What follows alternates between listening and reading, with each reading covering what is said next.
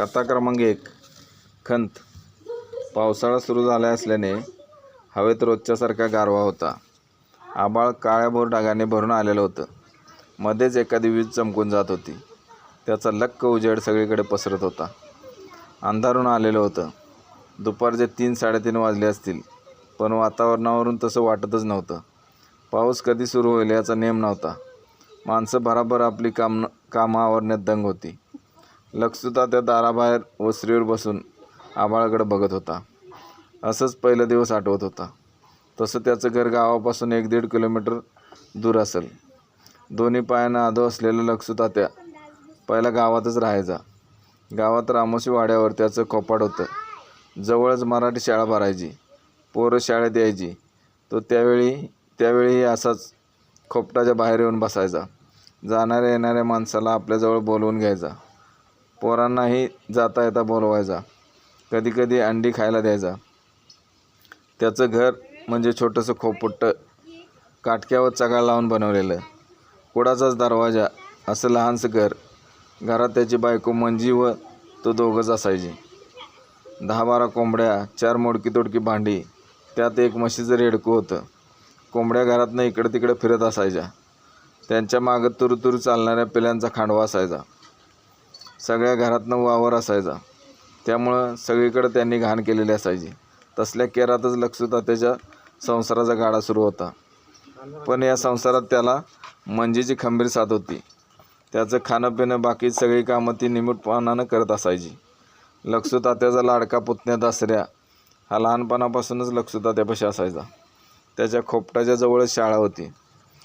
त्याच शाळेत दसऱ्या शिकत होता. हा दसऱ्या आपल्या आईबापाकडे कमी, पण त्या तात्याकडे जास्त असायचा. त्याला मूलबाळ नव्हतं. त्यामुळे मंजी आणि तात्या त्याचाच लाड करायची. दसऱ्याच्या बाला 3 पोरं होती. थोरला धनाजी, दुसरा मधू आणि हा धाकला दसऱ्या होता. कधी हा दसऱ्या लखसुतात्याकडेच राहायला असायचा. जेवायला खायलाही आपल्या बाकडे जात नव्हता. लखसुतात्याचा धाकटा भाऊ रामा मेंढरे हिंडवायला जायचा. 30-40 मेंढराचा कळप होता. दसऱ्या कधी बाबरोबर मेंढरा मागं जायचा. मेंढरा मागं फिरताना दसऱ्या बेचकी बरोबर घेऊन जायचा. बेचकीनं चित्र, राहुरं, वलं अशा पाखरांना दसऱ्या खडं मारायचा. कधी त्यांना अचूक टिपायचा. इकडे लखसुतात्या दसऱ्याच्या वाटेकडे डोळं लावून बसायचा. एकदा दसऱ्यानं अशीच चित्राची पिल्ली आणली होती. घराकडे आल्याबरोबर त्यानं ती पिल्ली लखसुतात्याकडे दिली. लखसुतात्यानं ती पिल्ली पाळली होती. त्यासाठी त्यानं एक पिंजरा बनवला होता. शाळेतली पोरं येता जाता त्यांना बघायला यायची. असं पाखरं, कधी ससा तर कधी राघू पाळायची लखसुतात्याला लय हौस होती. शाळेची पोरं पाखरांना बघायला यायची. त्यामुळे त्यांना फार बरं वाटायचं. दसऱ्यासंग एकदा तुकाप्पाचं पोरगा अण्णा आलेलं होतं. लखसुतात्यानं त्याला जवळ बोलावून घेतलं. तुका गावात आलाय का रे? होय आलेत की. अरे मग माझी गाठ न घेताच गेला होय रे? मला काय माहीत म्हणत अण्णा पिंजऱ्यातला ससा बघायला गेला. लखसुतात्या विचार करत बसला होता. तुका त्याचा मैत्र होता. गावाकडे जाता येता तो लखसुतात्याकडे यायचा. तासनतास बोलत बसायचा. मग इकडच्या तिकडच्या गप्पा रंगायच्या. तुका न बोलता गावाकडे गेला की लखसुतात्याचं मन अस्वस्थ व्हायचं. लखसुतात्याच्या घरी कधी मटण केलं तर तो तुकाच्या पोराला डब्यात भरून द्यायचा. कधी अंडी द्यायचा. दिवस असेच जात होते. तुकाप्पा विहिरीला पाणी आणायला गेल्यावर फिट आल्यामुळं वारला होता. त्याच्या जाण्याचं दुःख त्याच्या घरच्या माणसापेक्षा जास्त लखसुतात्याला झालं होतं. लखसुतात्या त्याच्या पोराची मात्र जाता येता विचारपूस करायचा. तो पण दसऱ्याबरोबर पहिल्यासारखंच येत असायचा. हळूहळू दसऱ्या लहानाचा मोठा होत होता. त्याला कुस्तीची आवड होती. त्यामुळे तालमीचा नाद लागला होता. मग त्याच्या बापानं त्याला कुंडलला बोर्डिंगला टाकला. 9वी व 10वीचं वर्ष संपलं. आता दसऱ्या या अंगानं चांगलाच भरला होता. उंचपुरा असल्यामुळं व तब्येत चांगली सुधारल्यामुळं तो आता भारदस्त दिसू लागला होता. इकडे लखसुतात्या दसऱ्याच्या आठवणीनं पार खंगत चालला होता. मंजी बी आता थकू लागली होती. असंच पावसाळ्याचं दिवस होतं. मंजीच्या अंगात ताप भरला. काय उतरायचं नाव घेणं. त्यात लखसुतात्या हा असा पांगळा. त्यामुळं त्याचा जीव मंजीसाठी तुटायचा. पण त्याला काय करता यायचं नाही. घसरत घसरत मंजीजवळ जायचा. मंजीच्या कपाळाला हात लावून बघायचा, पण अंग नुसतं भाजल्यागत त्याला वाटायचं. रात्र सरत नव्हती. पावसानं जोर धरला होता. आभाळ फाटल्यागत पाऊस पडत होता. तो उघडण्याचं नाव घेत नव्हता. इकडे लक्षुतात्याचा जीव वर खाली होत होता. लक्षुतात्या रात्र उजडण्याची वाट बघत बसला होता. आता पाऊस उघडला होता. दिवस उघडायची वेळ झाली होती. लक्षुतात्यानं रात्र पूर्ण जागून काढली होती. मंजीचा आजार बरा व्हावा, ती लवकर बरी व्हावी असं त्याला वाटत होतं. पण काय करणार, गावात दवाखाना नव्हता. डॉक्टर कधीतरी यायचा, तो पण कुणीतरी बोलावलेला यायचा. लक्षुतात्यानं सकाळच्या पारी त्याच्या भावाला रामाला म्हणजे दसऱ्याच्या बाला निरोप देऊन डॉक्टरला बोलवायला सांगितलं. लक्षुतात्याचं मन काळजीने घाबरून गेलं होतं. रामानं जवळच्या गावात जाऊन डॉक्टरला बोलवून आणलं. डॉक्टर येईपर्यंत दुपार झाली होती. आभाळ आलेलं होतं. पाऊस पुन्हा पडण्याची दाट शक्यता वाटत होती.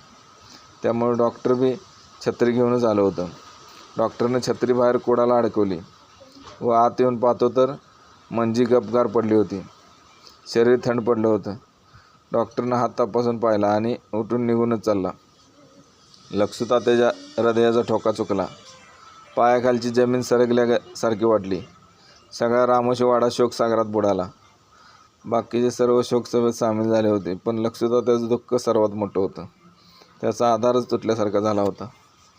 दसऱ्या आता गावाकडे झाला होता. त्याला आता 11वीला कॉलेजला, तासगावच्या कॉलेजला त्यानं प्रवेश घेतला होता. इकडे लक्षुतात्या एकटा पडला होता. मंजी वारल्यापासनं लक्षुतात्या दरडीवरच्या मळ्यातल्या घरात जाऊन राहावं लागला होता.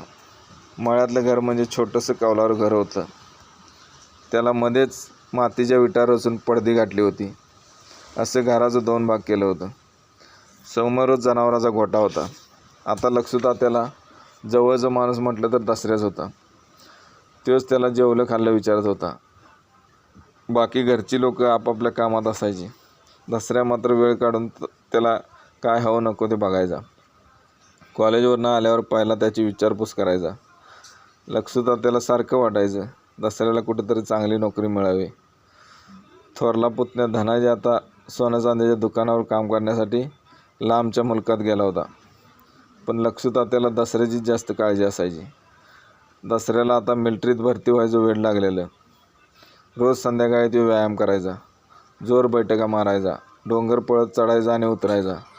रोज 4-5 किलोमीटर डोंगरातनं पळायचा. त्याचा सरावही चांगलाच होता. पुढच्या महिन्यात होणाऱ्या कोल्हापूरच्या भरतीत उतरायचं असं त्यानं ठरवून ठेवलेलं होतं. तसं त्यानं लक्षुतात्यालाही सांगून ठेवलं होतं. तात्या म्हणायचा, कशाला जातोयस मिलिटरीत? अरे पहिली लोक पळून यायची मिलिटरीतनं. भरतीसाठी कोणी न्यायला आले तर लपून बसायची. तुला कोणी याड लावलं आहे कुणास ठाऊक. पण दसऱ्या म्हणायचा, नाही तात्या, मी पळून नाही येत, मी मिलिटरीत जाणारच. 10-12 दिवस असंच गेलं. लक्षुतात्या दरवाजात असाच विचार करत बसला होता. आज दसऱ्या भरतीसाठी कोल्हापूरला जाणार होता. संध्याकाळ होत आली होती. रामा मेंढरे घेऊन आला होता. तो गोट्याजवळ पोचतो तोवर लक्षुतात्यानं रामाला विचारलं, काय रे, पोरगा अजून आला नाही? जरा बघ बाबा चौकशी करून. येईल की आता, तुला काय गडबड झाल्या? अरे तसं नव्हं, पण काय सांगावं आहे का नाही? रामा मेंढरे कोंडतच बोलला. आहेत की त्याच्याबरोबर अजून पोरं, काय कुठं चुकतोय वय त्यो, असं म्हणत लक्षुतात्याजवळ बसूनच पाय सरळ करत म्हणाला. आणि कोण आहे त्याच्या संग? त्यो तुकाप्पाचा अण्णा आहे की. आपल्या तुकाचं काय? होय, तुझ्या जोडीदाराचा पोरगाच की. मग असू दे, येतीलच किती दोघं, असं म्हणत लक्षुतात्या काठी सावरत घसरत दरवाजातून आत गेला. मनात विचारांचं काहूर माजलं होतं. काय होईल पोराचं? नोकरी मिळेल का नाही? 5-6 दिवसानंतर दसऱ्या भरती झाला असं समजलं. लक्षुतात्याचा आनंद गगनात मावत नव्हता. त्याचा ऊर अभिमानानं भरून आला होता. वाटेवरनं जाणाऱ्या येणाऱ्या माणसाला थांबून दसऱ्या भरती झाल्याबद्दल तो सांगत होता. काही दिवसात दसऱ्या गावाकडे आला.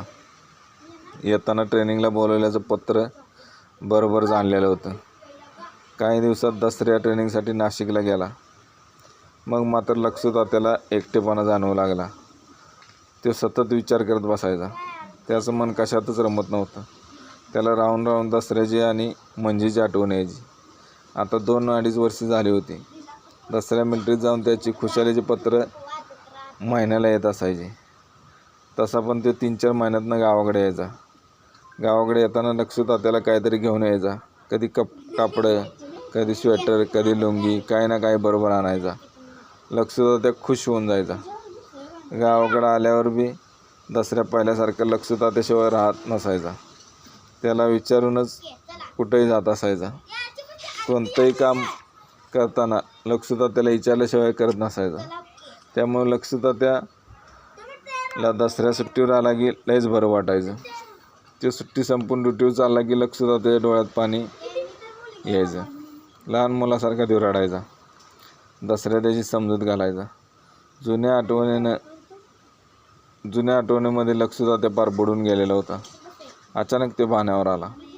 कसं होतं पहिलं दिवस, किती गरिबीत आपण दिवस काढले. पण आता दसऱ्यानं सगळं बदलून टाकलं. दर्डीवर नवीन माळ खरेदी करून त्यावर भलं मोठं घर बांधलं. 6 खोल्या, 1 हॉल, प्रशस्त ओसरी, असं काही अगदी मस्त वाटत होतं.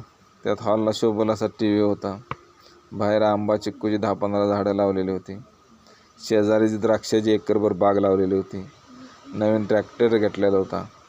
गावातल्या पाटलाकडे नसेल अशी प्रत्येक वस्तू लक्षू तात्याच्या घरात होती. सारं काही मनासारखं झालेलं होतं. दसऱ्या गावाकडे आल्यावर त्यानं दसऱ्यासाठी एक पोरगी बघितलेली होती.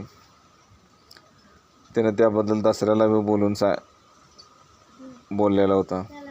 दसऱ्यानं आडवेळं न घेता लक्षू तात्यानं बघितलेल्याच पोरगीबरोबर लग्न केलेलं. आता त्याच्या लग्नाला 4-5 वर्षे झालेली होती. पण दसऱ्या आज बी लक्षू तात्याला विसरलेला नव्हता. पहिल्यासारखाच त्याला त्याच्या प्रत्येक शब्दाला मान देत होता.